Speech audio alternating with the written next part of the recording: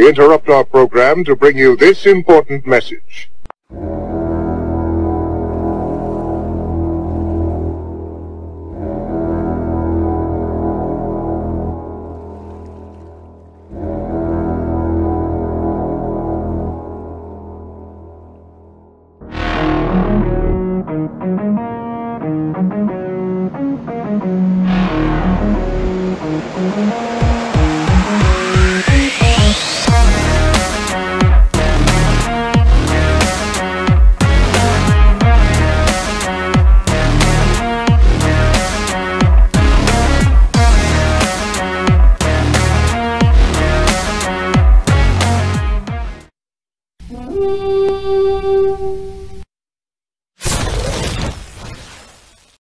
Hey, good evening, everybody.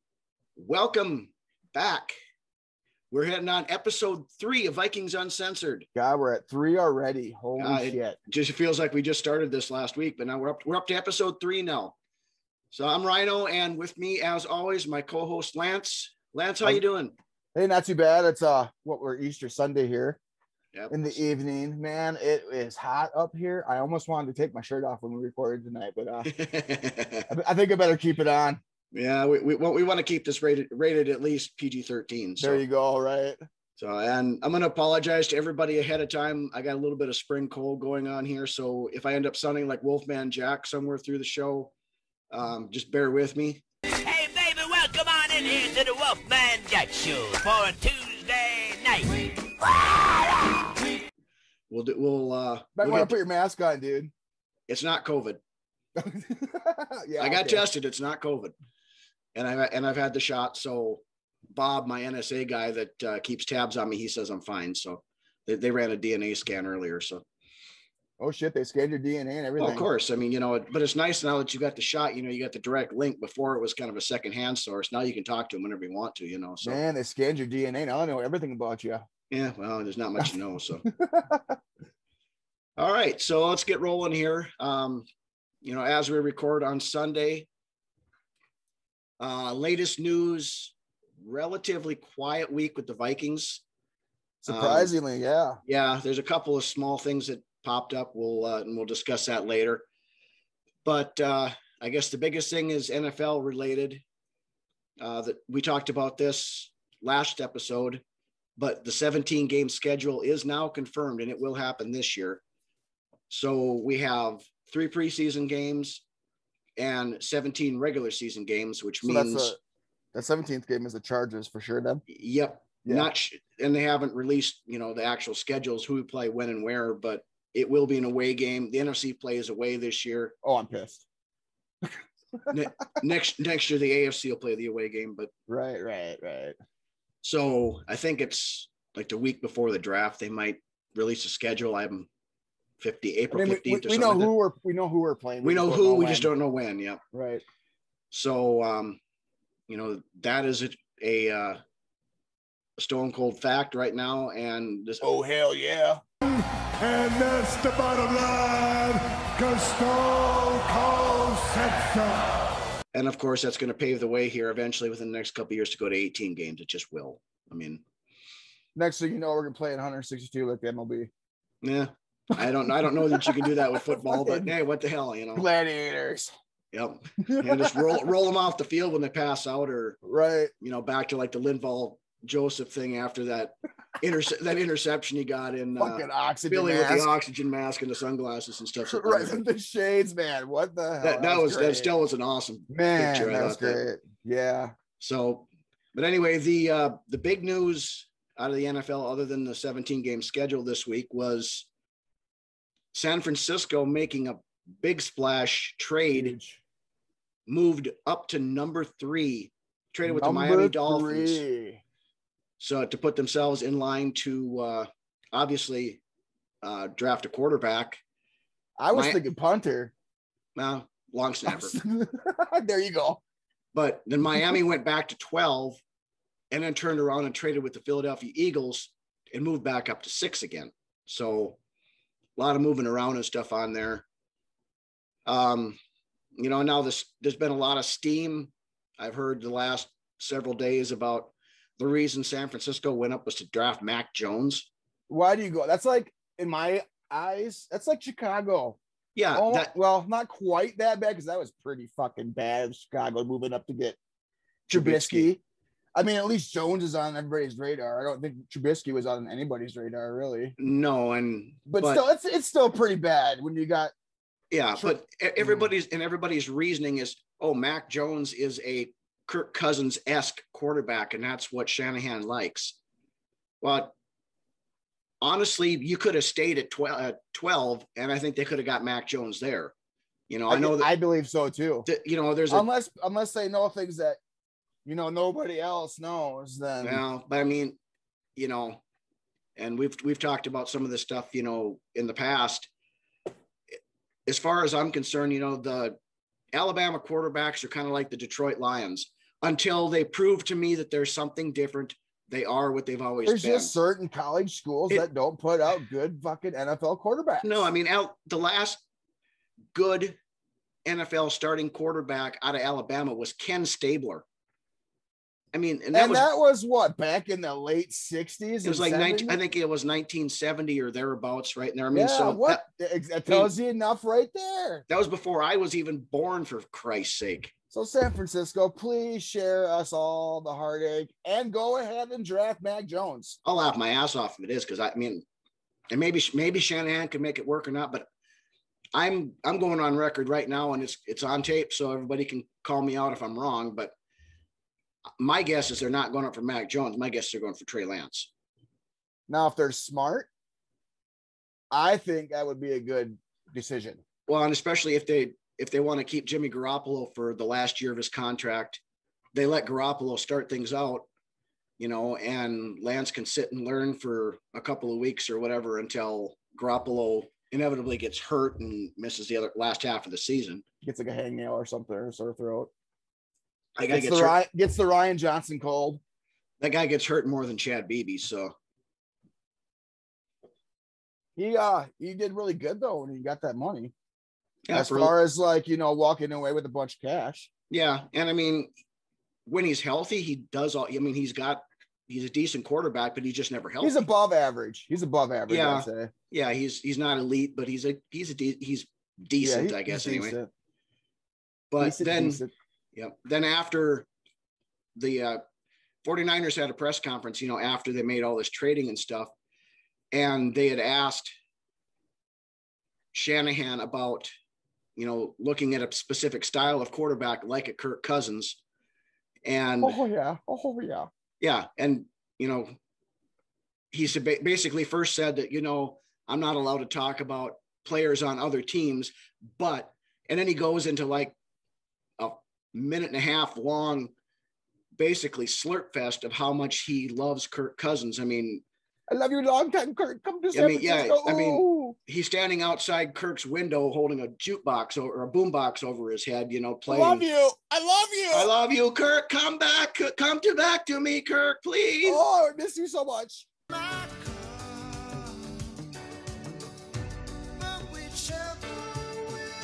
So, you know, nothing's going to come out of it, but I mean, that just proves That's there. That's just fucking Shanahan's wet dream. But that just proves right there that San Francisco tried to get Cousins this offseason, and we told them no. And there's been numerous rumors that there was offers on the table for multiple first rounders. Yeah, but then from what I've heard, the Wills put the kibosh to it because down. They basically said, okay, you guys told us that this guy was the missing piece to the puzzle 2 years ago. Real deal. And now you want to trade him, you know, and we don't want to get worse at the most important position on the team, because they're afraid to get worse. Right. Yeah, they're afraid to be bad a year or two. They just rather just they're be comfortable. Decent. They're comfortable being decent. It's like when you got a job and you don't like it, but you stick with it because you're comfortable with it. Mm-hmm. Yeah, the bennies are good and everything else. It kind of sucks, but you know, we're here. We're paid decent money. We're here. We're competing for the playoffs. Usually, you know, we're going to bounce around that 10 to 6. If we get lucky and the gods show favor towards us, we might get there. Yeah, just like Rick told us in the interview in episode 1. Exactly. You know, if you're watching, Rick, you never forget. Nope. So anyway, we'll move on from that. The other draft stuff, there really wasn't a whole lot of other stuff, there's been pro days and stuff going on. I know Minnesota had a pro day, and Rashad Bateman, I think he ran a 4.37 or something like that. He had a 40 time. Holy shit. He was put on a show with that kind of stuff.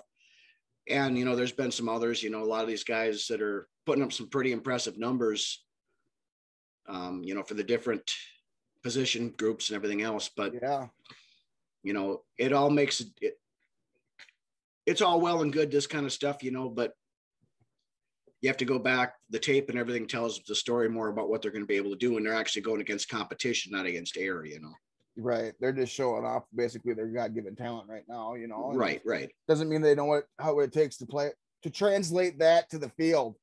No, and that's always the roll of the dice when you draft somebody. You can run for days and as fast as ever, but if you can't catch a ball, it ain't going to get you nowhere, Troy Williamson. So, yeah. Troy Williamson. Yep. Sorry, I got a little tickle in my throat there. Fucking Treadwell. He couldn't even run though. That was just a fucking bust. Treadwell couldn't run either. He could catch, he could catch, but he never caught it because he wasn't fast enough to get separation to be able to get open to catch it. That's like the biggest thing at wide receiver is being able to get separation. Well, right. If you can't get separation, you better have some good hands. Yeah. And we've got guys like, that are able to do that. Thielen consistently get separation. We've had guys out over the years. Thielen's able to do it. Carter was able. Both Carters were able to do it. Reminds me a lot of Carter. I believe Thielen would be playing up into his middle to late 30s. Yeah, I mean he's of that Chris Carter-esque type thing. He's going to catch just about. I don't think he'll ever lose his ability to create separation from the defensive back. No, I don't think so. I mean, not until he's completely washed up, I guess. And he's got decent hands, so that doesn't hurt either. Right. All right. So anyway, we're going to move on here. We got a new segment this week, and we're calling this. What did he say? What? So we're going to break down the parts of the Mike Zimmer press conference from last week that we found kind of interesting, and kind of give a little opinions on that. But the first tidbit that we had out of there was. Zimmer bringing up the fact that, he was happy and impressed with us about how, these guys that have played here in the past, are wanting to come back. We've been really fortunate too that we've had a lot of guys that have played here in the past that have wanted to come back. They understand the way that we do things and the type of program that we run. We re-signed Stephen Weatherly this year. Brought him back after a 1-year absence, or was he gone 2 years? He was gone just the one. Yep, yeah, that's right. It was just the last year. Yep. And then also Mackenzie Alexander, who was gone, went to Cincinnati for the 1 year. A lot of the times, and this has been the tale for a long time. A lot of people like to play here. Yeah. The guys like the state, they like the community, they like the people. Mm-hmm. So I mean, a lot of the guys, they do like to play here and like to live, and live here. By the way, yeah, so. it's a good community for everybody to, and everything like that. Don't you know? There's Oh yeah. It seems like more often than not, it's the defensive people that want to come back more than the offensive guys. I have no idea why. I have no idea why that would be, but. I don't know if Randy ever wanted to leave. Honestly, no, he was kind of forced out by both times he was forced out because McCombs got rid of him. And then Childress got butt hurt because he couldn't handle him. Right. And that was and that's what cost Childress' job is because he cut Randy without saying anything. Without to the Wills saying anything. Yeah. And the Wills basically said, "What the frick are you doing?" And you know what? Randy, he's gone. So are you. Randy probably shook his dick at Childress on the way out. So it wouldn't surprise me at all. Continuing on, anyways, we could talk all night about odd bits and shits from fucking Vikings lore. So yep. Then the second tidbit that was interesting was when somebody asked him about filling the holes in the offensive line. Well, we've got, at this point, we got Rashad Hill back, we got Udo back, we got O'Neal back, we got Cleveland. So, we'll be able to take care of those situations. All those guys are good players, and so we'll continue to figure it out and go from there. Off guys like Oli Udo and people that have Mason not Cole, proven anything. Right, but he's like, oh, these are all good players, so we're able to, we've got options in these locations. Those guys aren't options. No, I mean, options if you're playing in the fucking AFL. Yeah, I mean, and maybe they will turn into options, but we don't know that they are.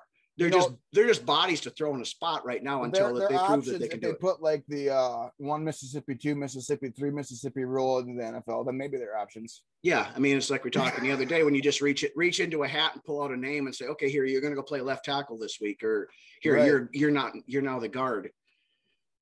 And he was formula. No, and when they said when they brought up the fact that the offense line is struggling, Zimmer comes back.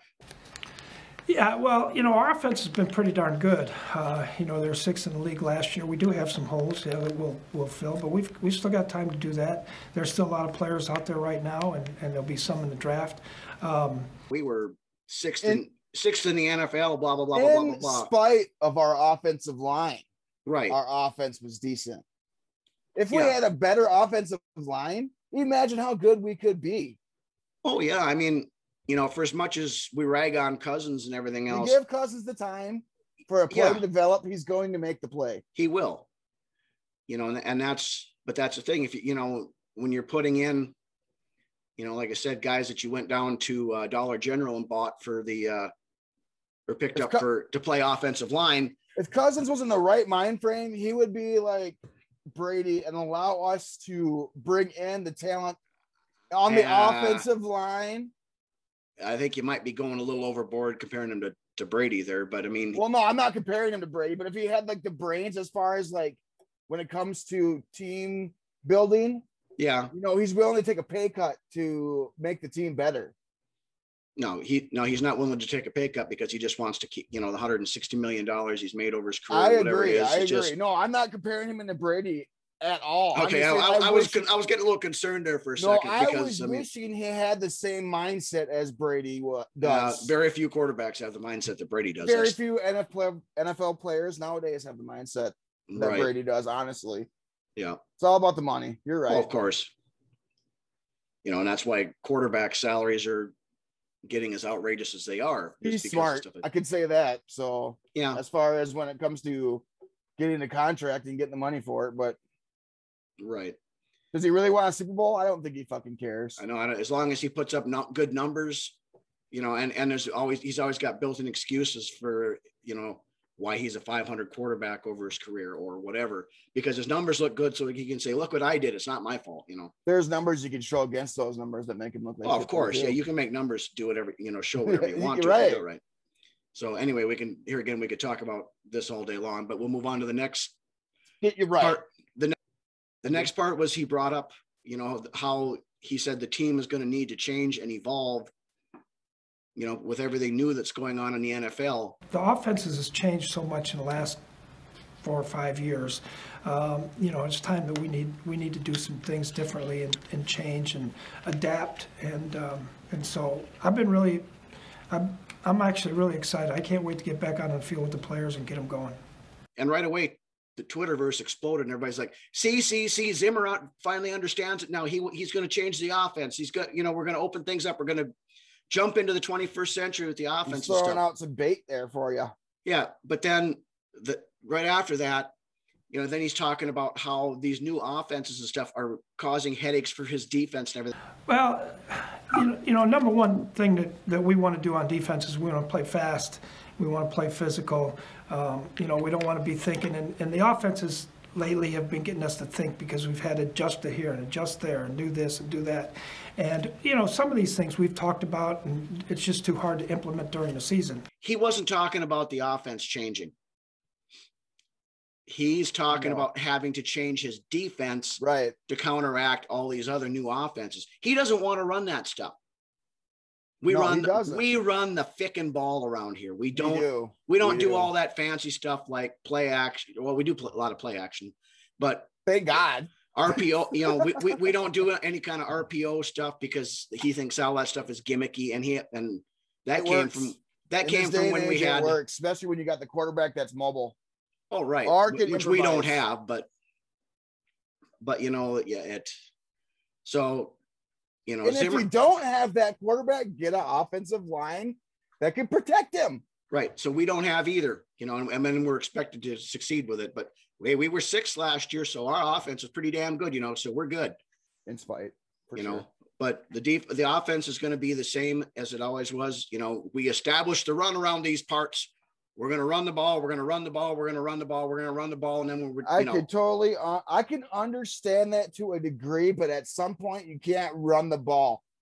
we were fucking down by 17 points against Tampa Bay, and we're still running the fucking ball. Right. Fucking not even play action either. No, it just Nothing like that. hand off to Dalvin. It's almost as bad as it was when we had Adrian Peterson here.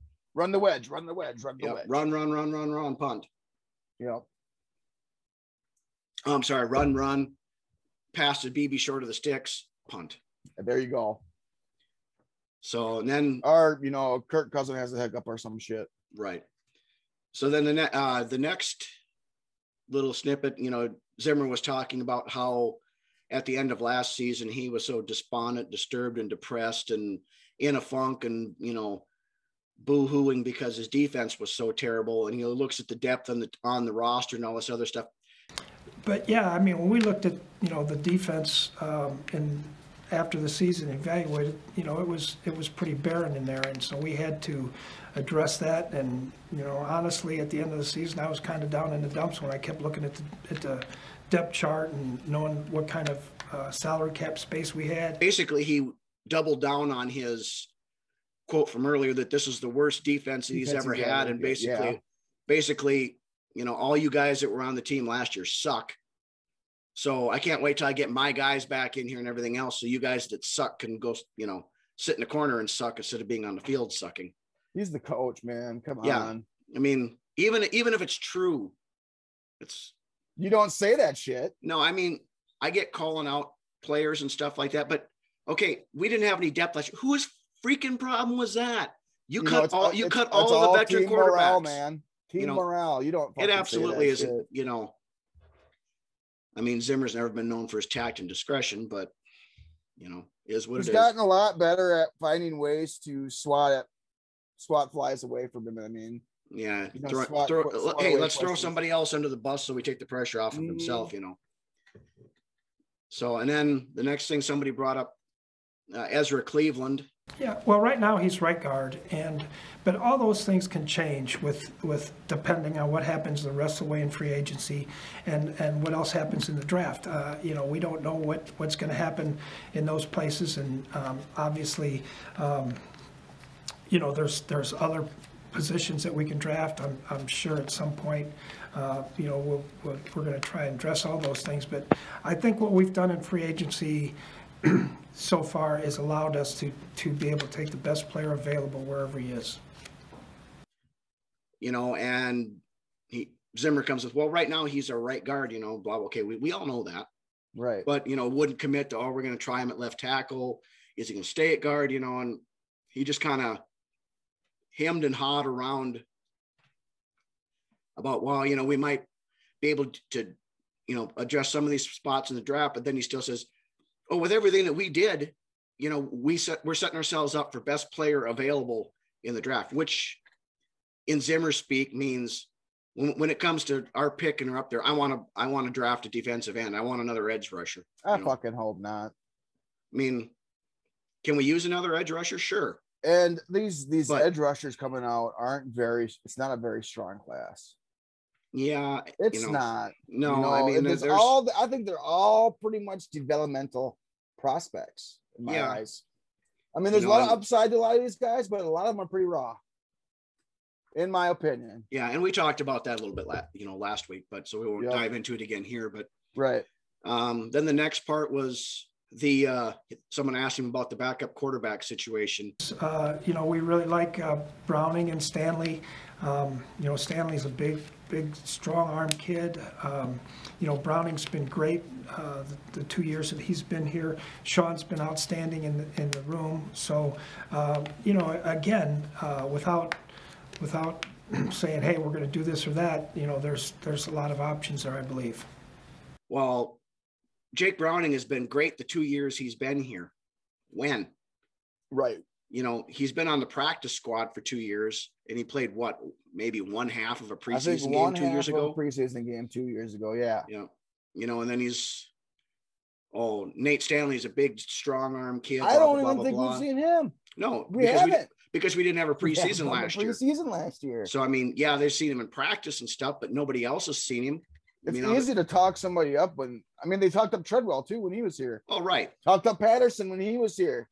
Yep. And then when it comes to the wonderful Sean Mannion, it's like, oh, well, Sean is great in the quarterback room.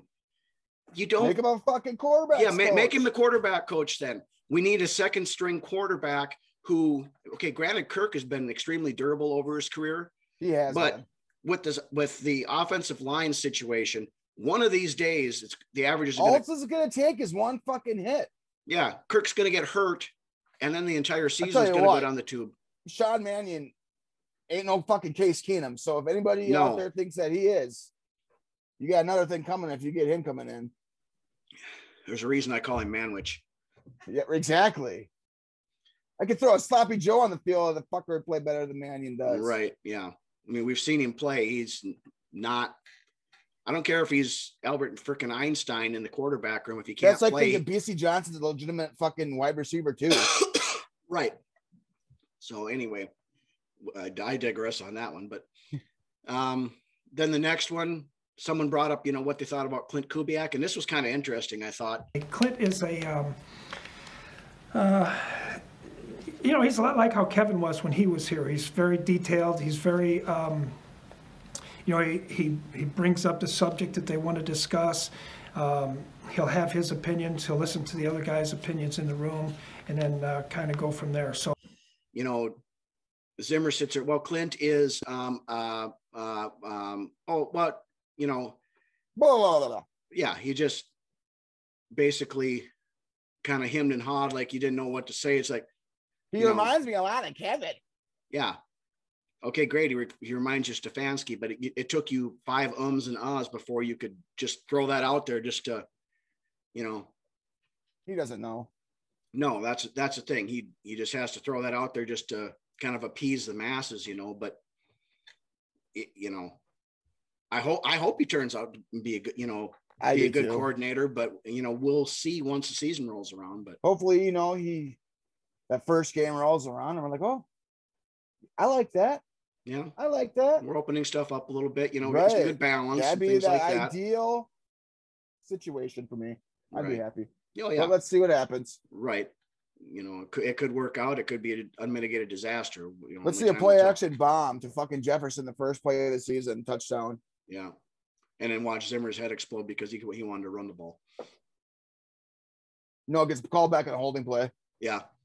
Holding penalty. Right. Then the last interesting tidbit from Zim's press conference that we saw was when they started talking about Danielle Hunter. Well, I know he's talked to Andre. I have not talked to him. Well, I know Hunter's talked to Andre, but I haven't talked to him, and as he's saying that, he's doing a poker tally. And you notice this a couple times during press conferences when he was saying something that he was full of shit.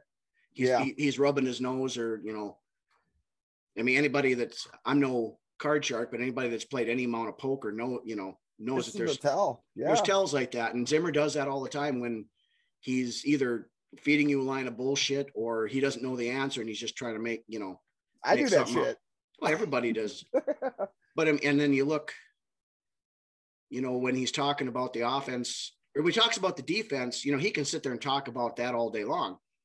But when someone asks him a question about the offense, he's like you or I when we're trying to figure out he wants nothing to do with it. Well,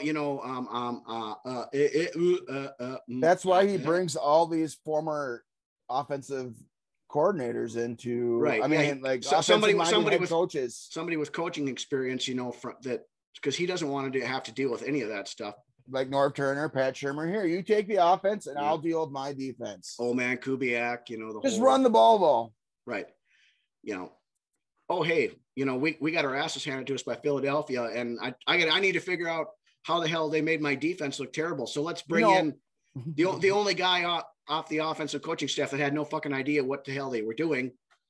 So we brought in DiFilippo, and then he tried to, open things up and run some RPOs and all that other stuff. And Zimmer didn't like that and got sick of him and kicked him out, so.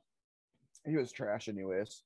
Yeah. In my opinion, he's been coordinator a couple other places and he's not been any good at either. So that, and like I said, the brains behind that whole operation, I think is still Frank Reich, who's now the head coach in the Indy, but right. Genius. Good quarterback too back in the day. Oh yeah. Anyways, yeah, that should reel it back in, eh? Yeah, we're probably getting a little off topic here, but okay, so now we're going to go on to our next weekly segment, and this will be a good one this week. It pretty much wrote itself, but this is our weekly. What the hell? All right, our what the hell segment for this week pretty much wrote itself. Like I said, it did. And I don't understand this one bit, but it's our own Minnesota Vikings this week, and the re-signing of one Dakota Dozier. Seriously, Rick? What the hell were you thinking? What the hell? I mean, it's probably because his last name is Dozier. So like Bulldozer, Dakota Dozier. Yeah, DJ it's Dozier. Gonna work out. Yeah, DJ Dozier. I mean, why? I don't care if there's not very many other. You don't have to be a fan of the Vikings to know that Dozier fucking sucks. I mean, he was the worst guard in football last year, and you bring him back. I have to ask you, what the hell were you thinking? Turnstile. He wasn't even a turn. Dozier couldn't stop water from running uphill. He did. Why even line up a guard there? Yeah, I mean, you could teach a Gatorade bucket to be a better guard than Dakota Dozier. You know what? If he wasn't, letting them through, he was getting penalties. Yeah. Well, like I said, literally, he was the worst ranked guard for pass protection in the NFL. And I guarantee he led our line in penalties. I can guarantee that. I don't have to look at my fucking numbers there. And he was 12th from the bottom in run blocking. So he wasn't even that good of a run blocker. Because I heard people saying, we made a offer to Austin Blythe, but he wanted to go to he went to Kansas City instead. So that's why we brought Dozier back in for depth. That's like going in and wanting to buy something. So, sorry, we're sold out. So you asked the cashier to come back around the counter and kick you in the nuts instead. Welcome to football.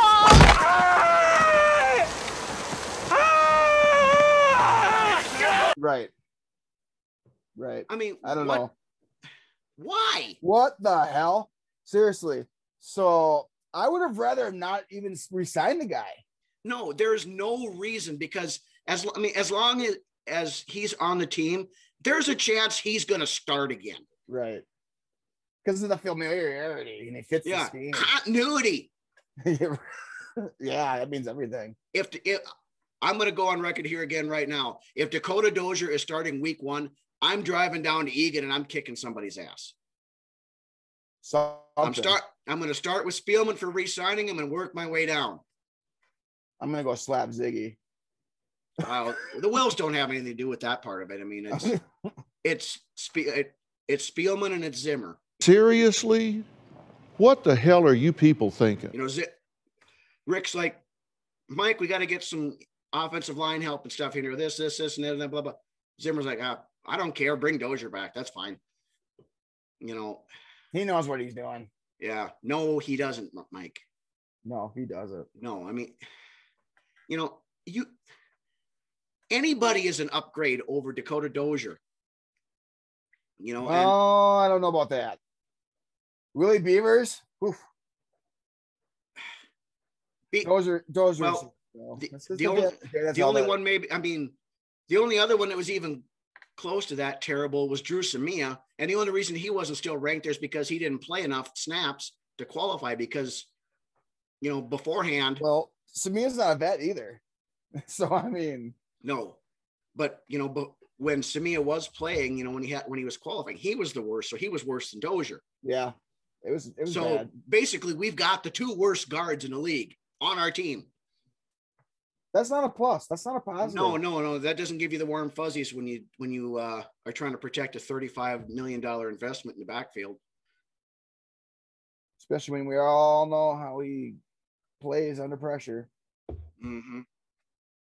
So, I mean, here again, we can sit and talk till we're blue in the face, but I just don't understand what the hell those two were thinking, bringing him back. I just don't. He's not the answer. No, the only thing he's the answer to would be the question, name the one player in the NFL that you should not have signed this year. No shit. I mean, whatever. What do we know? We're just a couple of hacks on the internet, talking smart up here. So all right, along, we're going to move on here. Like I said, we kind of beat that one into the ground this week, and I'm sure we'll do some more beating. We know how you true Vikings fans feel out there about that. Right. Funny. So, I'm sure the subject will come up again. So we'll discuss it again when we get to that. Hopefully the subject is the release of Dakota Dozier. Yeah. One of the cuts in preseason cuts, and on we go. Right. So, but I'm not going to hold my breath on that one. So long. I'll be there to say goodnight. So long, farewell, I'll be there saying goodnight.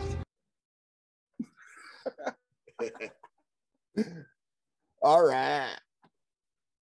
Now we're going to bring back a segment that we started up last week. Been hearing good things about this. Yep. A lot of people really liked it from what we've heard from the comments and everything. So we're going to keep this one rolling. And this is our Where Are They Now segment. Where are they now? Okay. Who do we got this week on the Where Are They Now, Lance? So this week we got a big name. We got Randall McDaniel.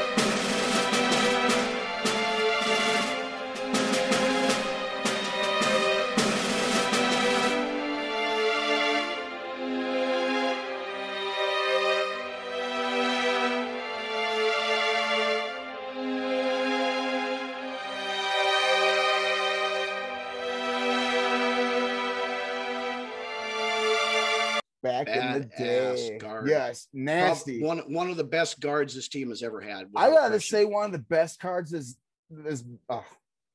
rewind it. One of the best guards this league has ever seen. Oh, I'm not going to argue that point. I mean, Man, you know, he was nasty.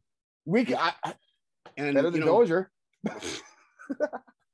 You know, and you see through the little highlight package that we have here before the segment, you know, play after play after play, he's knocking people on their ass, moving them out of the way. Bitches. You know, just imposing his will on everybody. You know, one thing about Randall McDaniel, this isn't even in my write-up at all, but the thing I can remember most about watching Randall McDaniel was the way John Madden would be like, look at that awkward stance that he had. He had that goofy ass Every 3-point stance where he time. kicked his leg out. You know, it was like at a 30-degree angle, cocked from the way a leg should move. Nobody's lining up like that, No, except for him. It worked for him. Worked. So, anyways, let's get on here. all right, yeah, let's hear your write up. So, Randall McDaniel, what more can be said about this man? I could talk and yak away at all the awards and greatness this man accomplished in his NFL career, but I don't think that's what McDaniel would want me to do. Not only did he compile a Hall of Fame career playing the guard spot for us from 1988 through 1999 in Tampa Bay from 00 to 01. But after his football playing days, he arguably went on to do much greater and self-fulfilling things. Let me tell you a little bit about that. Throughout his playing days, Randall was very involved with the youth and the education of youth and helping in public schools over the course of 13 years. Since his retirement from the NFL, Mr. McDaniel has been working in elementary education, impacting and setting a great example for numerous children and youth. Randall continues to spend his days with the youth and with elementary education. In the fall of 2019, Mr. McDaniel hosted the inaugural Randall McDaniel's Charity Golf Classic that benefits the Open Arms Home for Children charity. What the charity does is it provides a home and cares for 58 young people from South Africa, all of whom are also provided, if old enough, with tuition and uniforms for school. 5 children are also enrolled in post-secondary education. Randall was joined by 11 fellow Vikings legends, from fellow Hall of Famer Paul Krause to Steve Jordan and Henry Thomas, among others. When Randall and his wife Marianne were approached about hosting a golf tournament to help support Open Arms, they jumped at the chance to help. Randall continues to host the charity golf tournament as well as staying involved in youth education.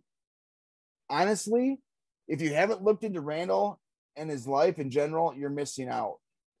I gotta say, it's pretty remarkable and a feel-good story. He's a great player, great human being. You know, for as nasty as he was on the field, he's, you know, just as great as a human being. He's a really good person off the field, you know. Right. And just out of that little write-up I had there's so much more to find out about this guy. So, I mean, if you're interested to see what's going on and Mr. McDaniel's life, just look it up, and there's plenty of information out there for you to check out. All right. Well, that's about all we've got for this week. We want to thank everybody again for watching, tuning in. Thank you. Yes. And, you know, if you're not subscribed to the channel yet, please hit that subscribe button, like the video. Feel free to leave comments down or comments or questions. Any questions about anything, you know, we'll check her out and see what we can do. Leave questions. You know, we'd love to, you know, respond on the show, you know, in future episodes. I love interaction. I love it. You know, and that's, you know, one thing we always wanted to do with this is make it kind of an interactive stuff too. So, you know, please, it's not about us, it's about you guys. Yeah, comments, good or bad, we don't care. You know, we'll look at them both and we'll respond to it. You know, if it's a bad comment, you know, we'll take that as constructive criticism, or right. You know, if you want tell you what we think about it, I guess, anyway, if nothing else. So, but yeah, like I said, you know, subscribe to the channel, like it. We're now also have audio versions of the show on Spotify, Amazon, and iHeartRadio. We just go. put those up this weekend. So, you know, if you're driving in the car or something, want something to listen to, episode 1 and 2 are up right now. And after episode 3 posts, if you're cutting then- lost in the off season, you want to be caught up, start out at episode 1 and come to episode 3. Yep. Episode 3 will go on this, you know, this weekend after, you know, after this debuts on Friday night. Correct. Again, you know, we're here every Friday night, 6 p.m. Central Time. You know, we're still thinking about probably the week of the draft, which, you know, the draft is April 29th. So the end of this month, We'll figure it out. we're probably going to do a show on that Wednesday before the draft, just so, you know, we can get the last minute thoughts and any kind of buzz and whatever all else, you know, that might be going on. So Whatever the bell tolls, we shall answer its call. absolutely. So again, thank you guys all for watching us. We really appreciate it. You know, like us, leave comments, questions, Subscribe. subscribe, Stick with us subscribe. because we're gonna get better. We don't want you to and miss it. we got some great stuff coming up once the season rolls around stuff. So Our brains are churning. Believe me, me and Ryan, we talk every day. So we're working on this stuff to make the best show that we can for you guys. So with that, take us out, Lance. once again, thanks for watching. Come back next Friday. We'll see you then. All right. We'll see you guys.